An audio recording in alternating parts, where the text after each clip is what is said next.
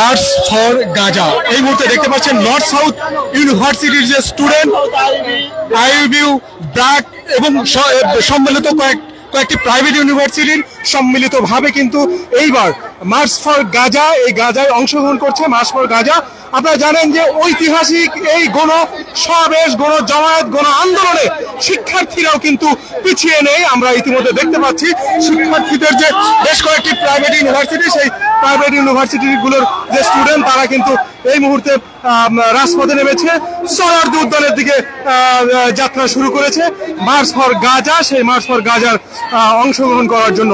প্রিয় দর্শক, এই মুহূর্তে আমি আপনাদেরকে সরাসরি লাইভে সংযুক্ত করছি।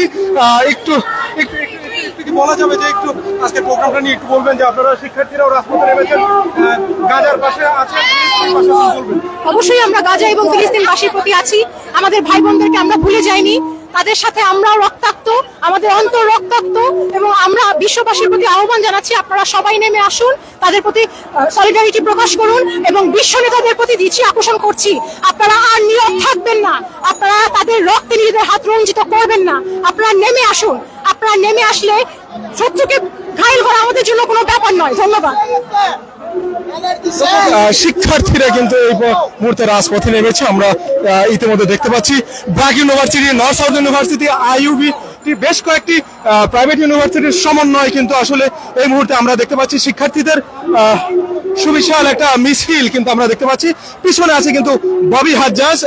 ববি হাজ্জাজকে কিন্তু তারা অনুরোধ করেছিলেন যে তাদের সাথে সমন্বয় করে এই মার্চ ফর গাজা এখানে অংশগ্রহণ করার জন্য। আর ববি হাজ্জাজ কিন্তু এসেছে, আমরা ইতিমধ্যে দেখতে পাচ্ছি যে এই মুহূর্তে সরারদি উদ্যানের দিকে কিন্তু তারা আসলে যাত্রা শুরু করছে। একটু বলবেন।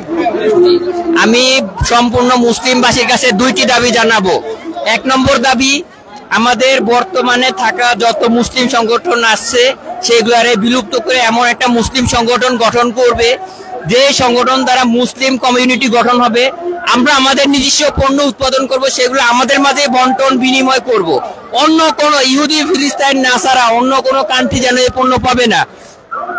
আমাদের সবচেয়ে বড় শক্তি হলো দক্ষ জনবল, আমাদের তেল। এগুলো যদি তারা না পায় তারা খুব দ্রুত পঙ্গু হয়ে যাবে, আমাদের বিরুদ্ধে কথা বলার মতো তাদের কোনো ক্ষমতা থাকবে না। দুই নম্বর আরেকটি বিষয়, আমরা আমাদের ইনকাম থেকে মাসে একদিনের টাকা আমরা ফিলিস্তিনিদের জন্য দান করব। এটি দ্বারা ওরা খুব দ্রুত ডেভেলপ হবে। ইসরায়েলের দমন করা আমাদের কোনো সময়ের ব্যাপার না। মুসলিমরা যদি একত্র হয়, ইসরায়েলের মতো 100টা কান্ট্রি আসলেও আমাদেরকে দমায় রাখতে পারবে না। নারে তাকবীর, আল্লাহু আকবার। দর্শক, শিক্ষার্থীরা আপনারা কোন কোন ইউনিভার্সিটির আছেন একটু বলবেন, কোন কোন ইউনিভার্সিটি?